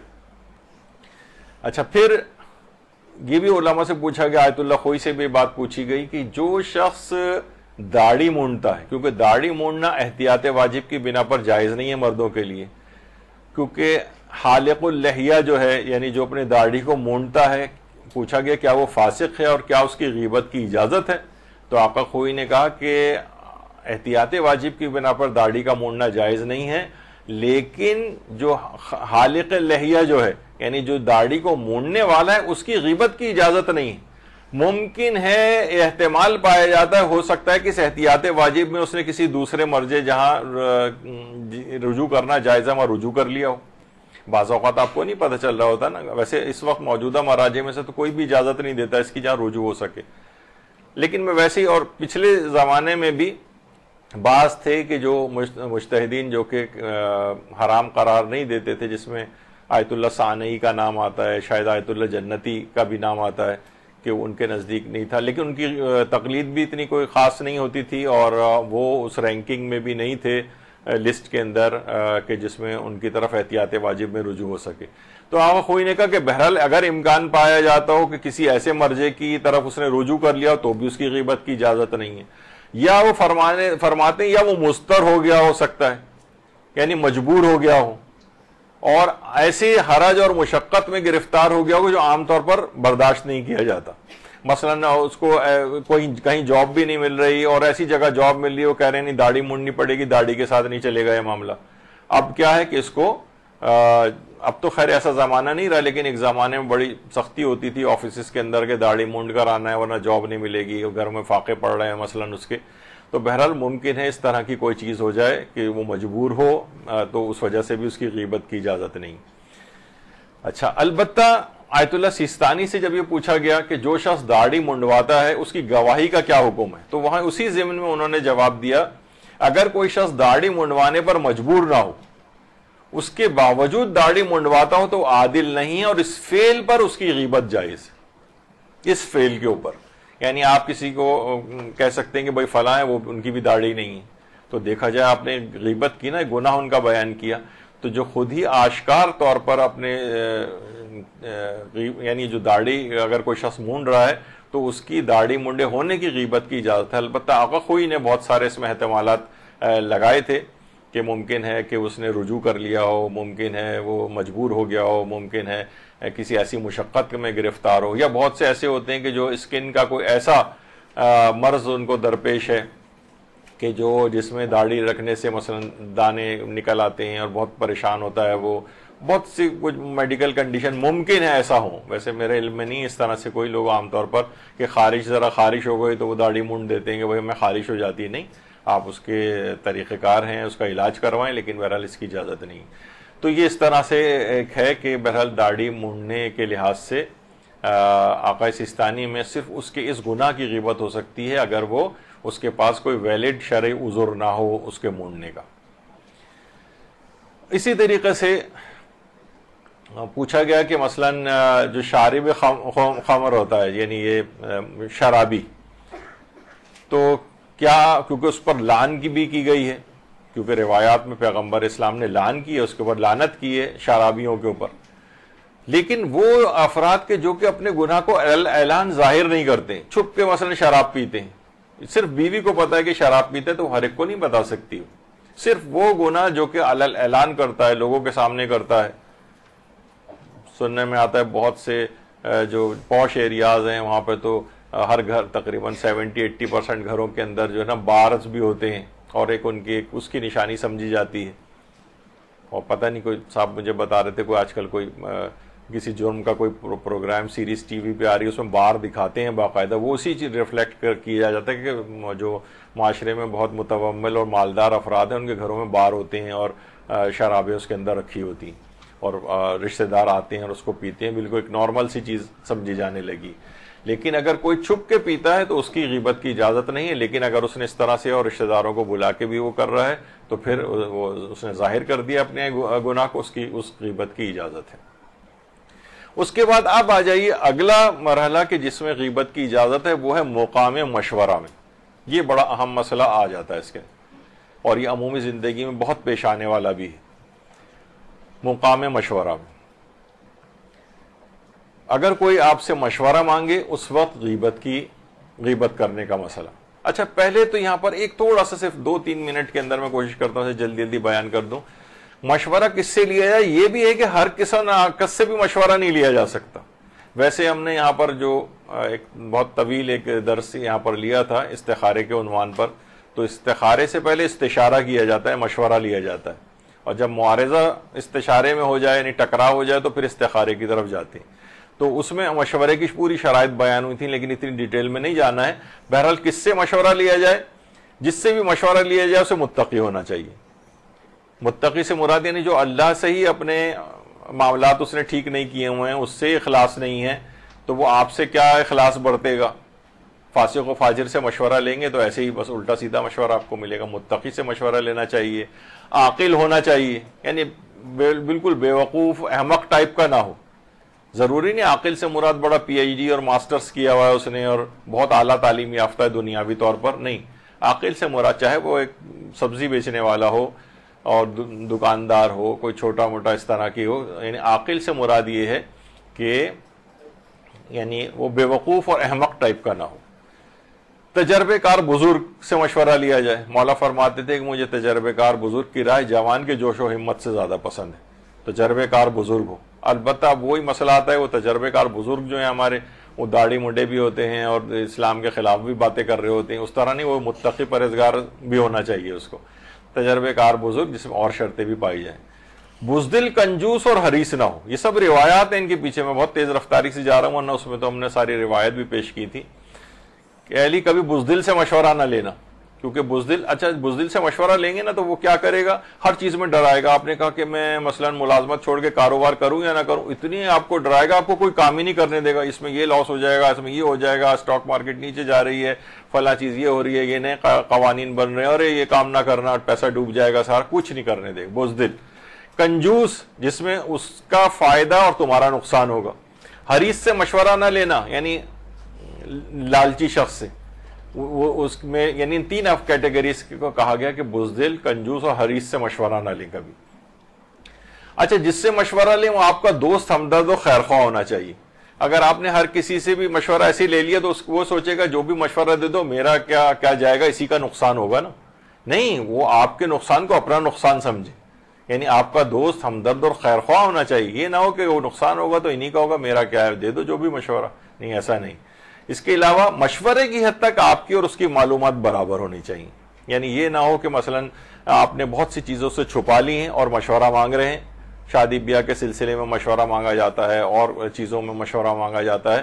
آپ کی معلومات اور اس کی معلومات کم سے کم مشورے کی حد تک برابر ہونی چاہیے۔ کم معلومات، ناقص معلومات دے کر مشورہ لیں گے تو صحیح نہیں ہوگا۔ اور مشورے میں دو مستحب حکم اور ہیں کہے جاتے ہیں جس سے بھی آپ مشورہ لیں۔ پہلے دعا کریں پھر مشورہ لیں، یعنی پہلے اللہ سے دعا کریں، پروردگار میں اس سے مشورہ لینے جا رہے ہوں، آپ خیر نازل فرمائیے، اب آپ کو صحیح مشورہ اس کی زبان پر جاری ہو جائے گا۔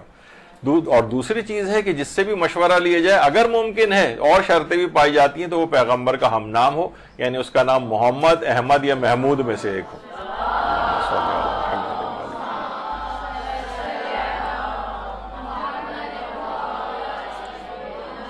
تو یہ مشورے کی کچھ حدود، ان لکل استشارہ حدود کانت مضرتها اکثر من منفعتها۔ پیغمبر فرماتے ہیں مشورے کی بھی کچھ حدود ہیں، اور جو اس حدود کو نہیں پہچانے گا مشورے سے نقصان زیادہ ہو جائے گا، فائدہ کم ہو جائے گا۔ تو بہرحال یہ کوشش کریں، ورنہ لوگ کہتے ہیں ہم نے تو مشورہ لیا تھا پھر بھی بات غلط ہو گئی، تو کوئی نہ کوئی چیز مسنگ ہوگی، اس کا مطلب ہے اس کے اندر سے، ان شرائط میں سے۔ تو کوشش کریں کہ شرطوں کو ایک دفعہ دیکھ لیں پھر مشورہ لیں۔ اچھا، ایک چیز ہوتی ہے اللہ سے مشورہ لینا، استخارہ جسے کہا جاتا ہے۔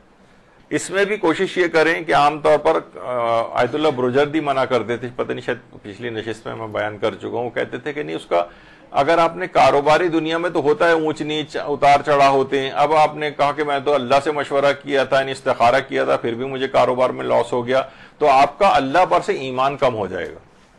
تو کہتے تھے کاروباری چیزوں کے اندر مشورہ نہ لو۔ اور میں آپ کو ویسا بتا دوں، شادی بیاہ کے سلسلے میں بھی یہ جو قرآن، تسبیح اور اس کے جو استخارے کیے جاتے ہیں، یہ اتنے پسندیدہ استخارے شمار نہیں ہوتے، وہ ہم نے تفصیل اس میں بتائی تھی، بلکہ ہے استخارہ طلب الخیر سے نکلا، یعنی اللہ پر توکل کرتے ہوئے اس کام کو کر ڈالیے۔ بلکہ اس سے بھی پہلے کا مرحلہ یہ ہے کہ پہلے استشارے سے مسئلہ حل کریں، یعنی ان تمام شرطیں رکھنے والے افراد سے مشورہ کریں شادیوں کے رشتوں کے سلسلے میں، پھر جو بھی ان کی زبان پر جاری ہو جائے گویا وہ اللہ نے ان کی زبان پر جاری کر دیا ہے، اور آپ اس کے مطابق عمل کریں۔ ہاں، جب مشوروں میں ٹکراؤ ہو جائے، اتنی ہی شرطیں رکھنے والے افراد الگ بات کہہ رہے ہوں اور اتنی ہی شرائط رکھنے والے افراد دوسرا کوئی مشورہ دے رہے ہوں، جب ٹکراؤ ہو جائے تو پھر استخارہ کیا جاتا ہے، اور استخارہ بھی طلب الخیر والا کیا جاتا ہے، یعنی اللہ پر خیر اللہ پر توکل کرتے اس کام کو کر ڈالیں. یہ نہیں کہ آپ قرآن تسبیح وغیرہ نکالیں, استخارہ ذات الرقہ پرچیوں والا نکالیں. وہ ہم نے اس پہ ایک الگ ایک درس کا کلپ بھی ہے, اب چاہیں تو مدرسے کا سن سکتے ہیں, اس میں تفصیل آئی ہے کہ اپنی شادیوں کو استخارے کی بھیٹ نہ چڑھائیں.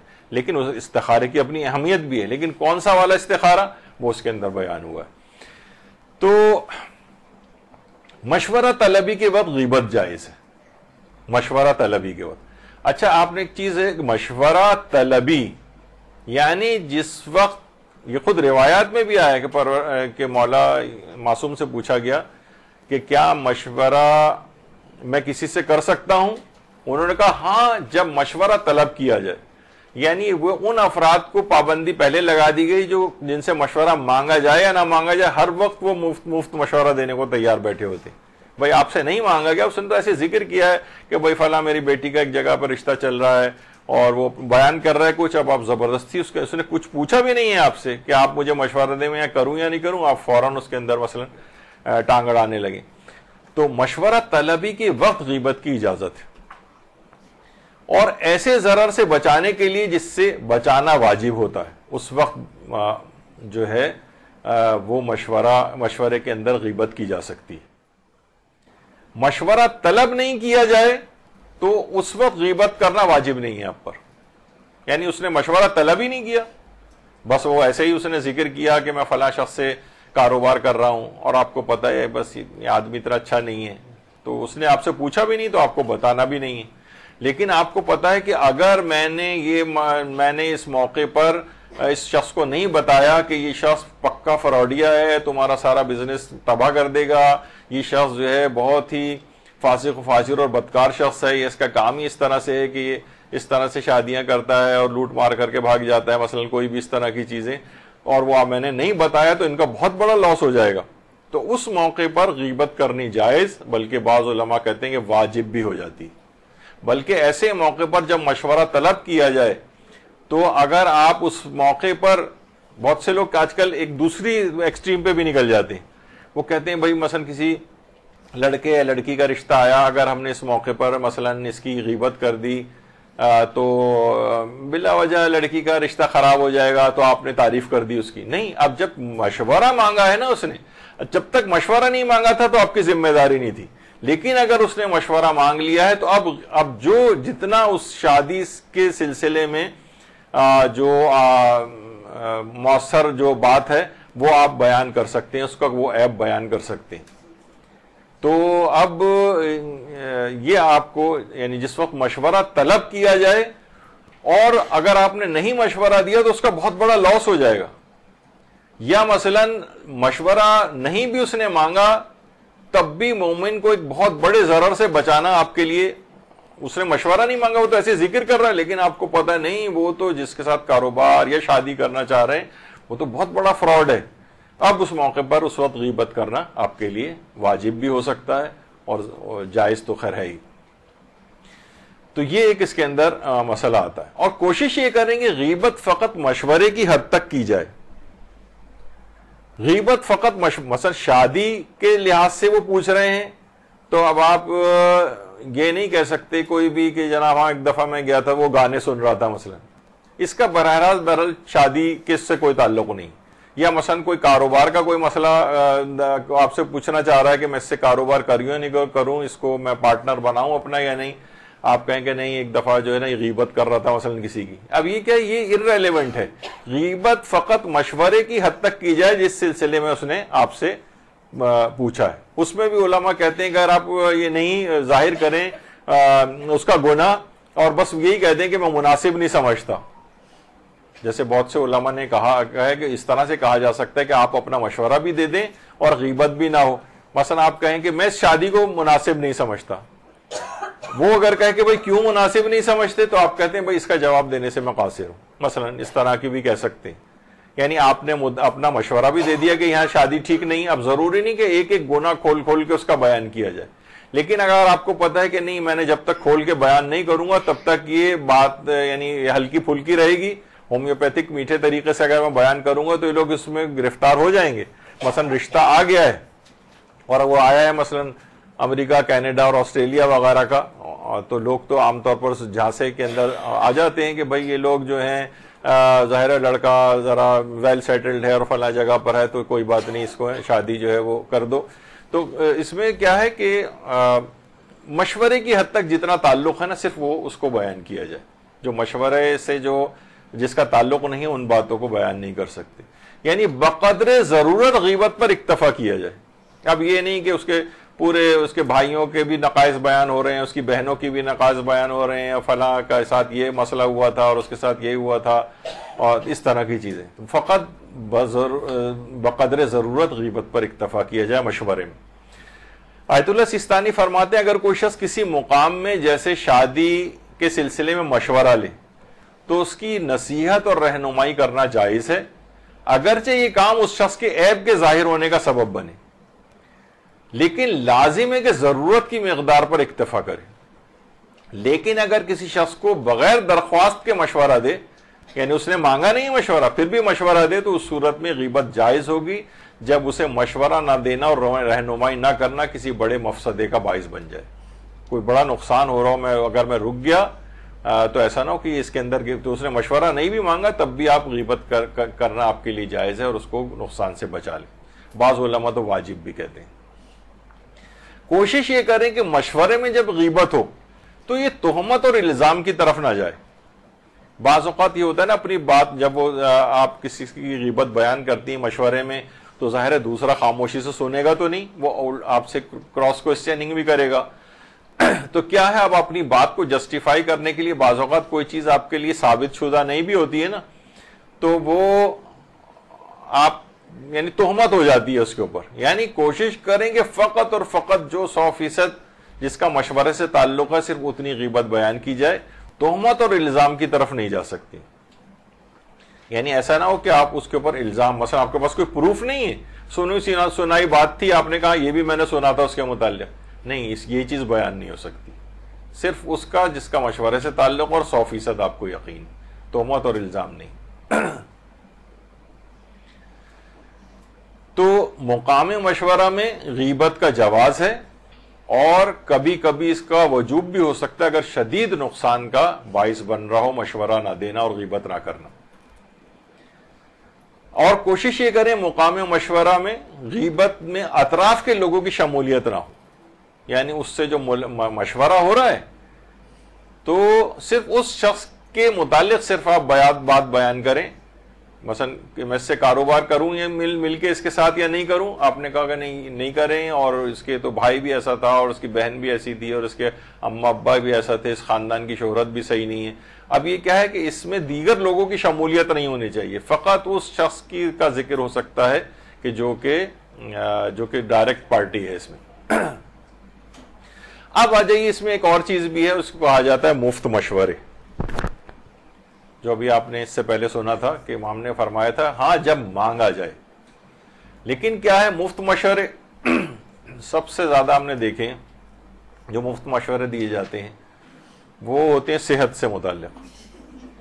اب جو بھی شخص مریض کی عیادت کو آتا ہے اس میں ہر شخص یعنی جو نان ڈاکٹر ہے، میں نے ایسے ان کو اس میں اچھل کے وارد ہوتے دیکھا ہے، سامنے موجود ہوتے ہیں. اکثر سفر حج اور زیارات وغیرہ پہ لوگوں کو پتہ بھی ہوتا ہے کہ مثلا یہ ڈاکٹر ہیں سب کچھ ہے، لیکن لوگ اس طرح سے یعنی ہمیں نظر انداز کر کے ارے یہ دیکھیے یہ دوا میرے پاس بہت زبردست، یہ آپ کھائیے دیکھیے کیسے آپ کا درد دور ہوتا ہے، یہ دیکھیے فلاں چیز یہ ہے کیسے. میں نے ایک دفعہ شاید پچھلے گروپ میں بھی کسی کو بتایا تھا کہ میرے اپنے ایک عزیز کی جو ڈیتھ اسی وجہ سے ہوئی تھی، وہ ایک ایکٹیو پیپٹک السر کا جو معدے کا السر ہوتا ہے اس کے اندر مبتلا تھے، تو ان کو گھٹنوں کا درد بھی تھا. تو ایک عزیز ان کے پاس آئے، کہا کہ ارے یہ آپ بروفن 800 ملی گرام کی گولی کھا کے دیکھیں، اس سے تو ایسا درد آپ کا غائب ہوگا کچھ ہے نہیں. انہوں نے ان کے کہنے پر گولی کھا لی، ایکٹیو السر تھا، وہ رپچر ہو گیا، کمپلیکیشنز ہوئیں اور جناب اسی میں ڈیتھ ہو گئی ان کی. تو کیا ہوا؟ یعنی یہ مفت مشورے، یہ جو ابھی میں آگے چل کے بیان کروں گا کہ مفت مشورے یہ حرام کی حد تک پہنچ جاتے ہیں. کوئی آ کر اسے ایلوپیتھک کا مشورہ دیتا ہے، کوئی ہومیوپیتھک کا مشورہ دیتا ہے، کوئی آیورویدک کا مشورہ دیتا ہے، کوئی کائروپریکٹک کا مشورہ دے رہا ہوتا ہے، کوئی دوائیں لوگ دوائیں ساتھ لے کر آتے ہیں اپنے مریضوں کی عیادت کے لیے جا رہے ہیں، کہتے ہیں یہ والی گولی تم کھاؤ. اب کچھ پتا نہیں ہے آپ کو. اور آج کل بہت زیادہ جو اس طرح کے مفت مشورے ہیں جس سے یوٹیوب بھرا پڑا ہے. جناب اب یہ کھائیں اور وہ کھائیں اور یہ کھائیں اور پتہ نہیں کون کون سی چیزیں اس کے اندر آ گئی. یہ کیا ہے کہ اس بات کا خیال ہی نہیں کیا جا رہا. اچھا بہت سے مریض ایسے ہوتے ہیں ان میں کانٹر انڈیکیشنز کہلاتی ہیں نہیں. مثلا ایک بہت زیادہ ایک آپ دیکھ رہی ہیں کہ کبھی آپ اس کو دیکھیں یوٹیوب میں میگنیشیم گلائسینیٹ اور اس کا بے تحاشا اس کا آ رہا ہے. وہ بہت سے ایسے گردے کے مریض کرونک جو CKD ہمارے کہلاتے ہیں کرونک کڈنی ڈیزیز, اس کے اندر گردے پہلے صحیح کام نہیں کر رہے ہیں اور میگنیشیم کے لیول خون میں بڑھتے چل جا رہے ہیں, فلٹر نہیں ہو پاتا, اس سے ان کے ہارٹ اٹیکس بھی ہو سکتے ہیں, ایریدمیاز ہو سکتے ہیں, ان کی دل کی دھڑکنیں خراب ہو جاتی ہیں. تو کیا ہے بس وہ ہر ایک کو کہہ رہے ہیں سب کھائیں اس کو. یہ مفت مشورے اس طرح کے اور بڑے متضاد قسم کے ہوتے ہیں. اب ظاہر ہے ان افراد کو جو یوٹیوب کے اوپر ہیں ان کو روزانہ ایک نیا کانٹینٹ چاہیے ہوتا ہے, تو ان کو یہ نئی نئی باتیں کرتے ہیں اس میں ذاتی ایکسپیرینس. کوئی فاتح ڈائبٹیز کے نام سے ہیں تو کوئی کچھ ہیں اور کہتے ہیں کوئی دوا کھانے کی ضرورت نہیں, بس یہ کرو. نہیں, اس طرح سے نہیں ہے. یعنی لوگوں کو اس طرح سے یہ مفت مشورے یہ مس گائیڈ کرنے کے مترادف ہیں, یہ حرام مشورے بھی بن جاتے ہیں. جو آدمی جس کا ماہر نہ ہو اس میں اس طرح کے مفت مشورے نہیں دیا جا سکتے. تو مفت مشورے اس انداز کے ہوتے ہیں جو حرام کی حد تک بھی پہنچ جاتے ہیں. اچھا اسی میں آتے ہیں مثلا کیریئر بنانے کے سلسلے میں مشورے. دیکھیے غیبت مقام مشورہ میں غیبت, لیکن اسی ضمن میں یہ بہت سی چیزیں بھی آ جاتی ہیں کیونکہ اور الگ سے تو ان مقامات کو بیان کرنا مشکل ہوتا ہے کہ جناب آپ یہ کریں اور وہ کریں اور فلاں اس کے اندر چلے جائیں. یعنی ہر شخص اس کے اندر پارٹیسپیٹ کرنے لگتا ہے. جیسے ہم دیکھتے ہیں نا کسی کی گاڑی خراب ہو جائے اور کہیں روک کے بونٹ اٹھا کے وہ کھڑا ہو جائے تو ہر گزرنے والا آ جاتا ہے اور وہاں پہ میکینک بن کے جو ہے نا اسے مشورے. ایک دو دفعہ میرے ساتھ ہی ہو چکا ہے, ایک صاحب آئے اور اس کے اندر پتہ نہیں کیا کیا اس نے ایسا کیا کہ پوری اور گاڑی کا اس نے ریڑ مار کے چلا گیا. ظاہر ہمیں تو پتہ نہیں کہ اس نے کیا کیا, وہ آ کے اتنی ماہرانہ میکینک بن کے سب لوگ جمع ہو جاتے ہیں وہاں پر. اسی طریقے سے یہ مریضوں کے ساتھ بھی ہوتا ہے, ایسے ایسے ماہر لوگ اس کے اندر آ جاتے ہیں. میں نے ایک دفعہ پہلے بھی بتایا تھا, خود میرے بڑے بھائی جو ہیں وہ والدہ انہی کے ساتھ رہتی تھی, تو میں اگر کوئی دوا بتاتا تھا تو کہتی نہیں یہ تمہارے بھائی نے منع کی ہے, میں یہ والی دوا نہیں لے سکتی. میں نے کہا بھائی میں بتا رہا ہوں آپ کو ڈاکٹر میں ہوں یا وہ, نہیں کہا نہیں بات میں اس کی مانوں گی. تو بہرحال یہ اس طرح کی چیزیں ہوتی ہیں. تو اس میں جو وہ والے افراد مشورہ عام طور پر دے رہے ہوتے ہیں کہ جن کا اس علم کے اندر حصہ نہیں ہوتا ہے. تو کیریئر بنانے کے سلسلے میں اس طرح کے مشورے ہوتے. شادیوں کے رشتے میں مشورے. اچھا اس میں کیا ہے, ایک اور بھی کیٹیگری ہے. ایک تو یہ ہوتا ہے مشورہ اس انداز کا کہ جس سے کبھی آپ شادی کے سلسلے مشورہ مانگے تو یہ آدمی یہ سمجھتا ہے کہ میں اپنے آپ کو ان سے بہت کلوز شو کر کے کہ مجھے ان کا بڑا کنسرن ہے, تو وہ کوئی نہ کوئی اس میں سے ایسے نیگیٹو پوائنٹ زبردستی نکالتا ہے کہ میں اپنے آپ کو جسٹیفائی کر سکوں کہ دیکھیے میں بڑا محتاط ہوں, بچی کی شادی کہیں غلط نہ ہو جائے, اور وہ معمولی باتوں کو ایشو بنا کے رشتوں کو ریجیکٹ کروا دیتے. یہ ایک بہت بڑا کیٹیگری ہے افراد کی جو میں نے دیکھی. چھوٹی چھوٹی باتوں کو جو ہے نا اس کو بہت مائکروسکوپ لگا کے اسے بہت بڑا کیا جائے اور پھر اس کی بنا پر رشتوں کو ریجیکٹ کیا جائے. یہ اس قسم کے جو شادیوں کے سلسلے میں مشورے ہیں یہ بہت خطرناک. پیغمبر اکرم صلی اللہ علیہ وآلہ وسلم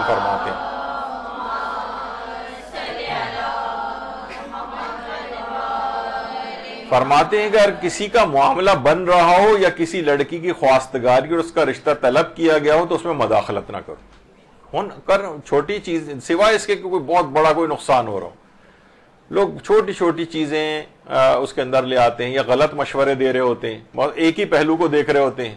مثلا کوئی بھی باہر بیرون ملک سے کوئی آ گیا ذرا مالی لحاظ سے سیٹل ہیں تو باقی کسی چیز کو نہیں دیکھ رہے ہوتے اور کہتے ہیں کر دو لڑکی کا رشتہ.